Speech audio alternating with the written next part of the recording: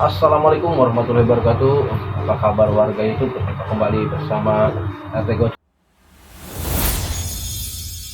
Kalau aku tidak malu kepada Allah Ta'ala, maka neraka jahanam itu akan aku matikan.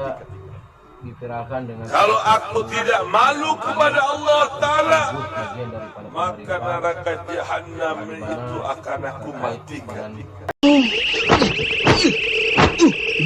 Bahwa Al-Imam Faqihil Muqaddam adalah orang-orang yang besar. Beliau adalah orang-orang yang hebat. Bahkan diceritakan beliau pernah mi'raj, saudara-saudara, bertemu dengan Allah dalam satu hari 70 kali, saudara-saudara. Bertemu dengan Allah dalam satu hari 70 kali, saudara-saudara. Sombong amat. Bahkan kata Abdullah ibn Mubarak, Imam Abu Hanifah salat 5 waktu selama 40 tahun dengan satu wudu. Selama 40 tahun dengan satu wudu. Satu wudu.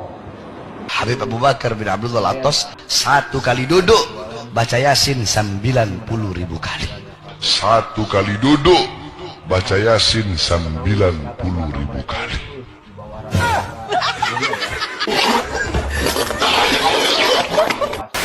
Berapa lama kira-kira Habib Muhammad bin Idris itu menetap di Surabaya? Ya itu seperti yang saya katakan, enggak netap di Surabaya, beliau menetapnya di Cirebon. Taradud cuman. Tapi dari ya, beliau cuma sering datang ke Surabaya, tiap 2 bulan, 3 bulan sekali datang ke Surabaya. Dan di Surabaya pun hanya sekitar seminggu 2 minggu kembali, karena beliau sangat cinta sama Surabaya. Sangat senang sekali dengan Surabaya. Bahkan Habib Abu Bakar bin Muhammad As-Sigaf kan mengatakan Surabaya malhudun min gibali Nabi Muhammad SAW. Surabaya ini diperhatikan oleh Nabi Muhammad SAW. Yatufu bihada iman sallallahu alaihi wasallam. Rasulullah itu selalu tawaf di Surabaya. Rasulullah itu selalu tawaf di Surabaya. Selalu saya berjumpa dengan Nabi Muhammad. Pergi ke Madinah, saya tidak mau pulang, saya mau tinggal di Madinah. Tapi Nabi selalu bersabda kepada saya, irji ila Indonesia, fa innaka fikal barakah. Kau pulang ke Indonesia, nanti barakatnya ada di sana. Kau pulang ke Indonesia, nanti barakatnya ada di sana. Saya pergi ke Makkah, tidak mau pulang ke Indonesia. Datang lagi Nabi, pulang ke Indonesia. Di sana ada barakatnya. Makanya bohong orang-orang yang bertemu dengan Rasul dalam keadaan jaga, apalagi pura-pura saat kajian. Ya, akhi, jangan bohongi umat, nggak boleh begitu, nggak boleh. Siapa yang mengatakan Nabi Muhammad SAW bisa ditemui dalam keadaan jaga setelah meninggalnya beliau, maka ini bertentangan dengan Al-Quran, hadis Rasul, dan ijma' para sahabat. Abu Bakar As-Siddiq radhiyallahu anhu, manusia terbaik setelah para Rasul, para Nabi. Ketika wafatnya Rasul SAW, beliau mengatakan, Man kana ya'budu Muhammadan fa innahu qad mat. Yang beribadah kepada Nabi Muhammad SAW, maka beliau sudah mati.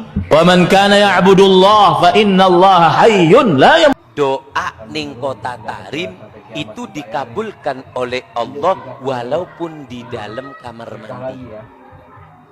Ning jeding doa terima. Dari hebatnya kota Tarim. Pulau Jawa Indonesia ini dikatakan Bintu Tarim, ini punyanya Aulia Tarim. Tapi kita pernah dengar dari para salihin bahwa Indonesia ini milik Aulia Tarim. Aulia yang kita kenal di Indonesia ini, mereka itu aulia dari Yaman, Hadramut, terutama Tarim dan sekitarnya, Faqihil Muqaddam, Muhajir Allah Ahmad bin Isa. Dan Pulau Jawa Indonesia ini dikatakan Bintu Tarim, ini punyanya Aulia Tarim. Orang yang ngaku-ngaku Habib datang ke pesantren apa? Minta uang, minta perempuan. Sampai kiai bapak waktu itu dia sembunyi, tiap datang Habib itu dia sembunyi bilang ke Habib itu, kiainya lagi nggak ada. Sampai gitu, cik bapak misalkan tahu nggak mana turunan Nabi mana bukan? Udah 14 abad gitu teh. Jangan asal irung mancung aja. Orang Pakistan juga mancung, orang Irak juga mancung, orang Suriah juga mancung. Kita nggak bisa membedakan mana yang suku Hijaz, mana yang suku Irak, mana yang suku Yaman. Sama aja begitu. Makanya buang feodalisme dalam Islam. Tidak ada seperti itu dalam Islam. Nabi sendiri yang berkata, yang bersabda, seandainya Fatimah mencuri, aku yang akan memotong tangannya. Begitu jelasnya hukum Islam. Putri Nabi sendiri, apalagi sudah 14 abad. Jadi jangan sampai ngaku-ngaku keturunan tapi pingin dapat status sosial, pingin jadi majikan. Itu yang namanya feodalisme. Sebagian habaib itu kalau ada anak cucu Syekh Abu Bakar bin Salim lagi bermain, ya dikasih tahu, sini Ikam, aku tahu Ikam ini keturunan Nabi habaib, tapi hati-hati dengan anak turunan Syekh Abu Bakar bin Salim. Anak turunan Syekh Abu Bakar bin Salim ini yang beriman bertakwa kepada Allah Ta'ala semuanya wali min awliyaillah. Berhati-hatilah kalian. Yang ditakutkan murka Allah Ta'ala datang kepada kalian. Karena Syekh Abu Bakar bin Salim ini sangat luar biasa. Luar biasa. Bahkan ucapan beliau mengatakan, kalau aku tidak malu kepada Allah. Ini yang sangat luar biasa. Yang pian belum pernah dengar dari biografi para wali-wali yang lain. Kalau aku tidak malu kepada Allah Ta'ala, maka neraka Jahannam itu akan aku matikan.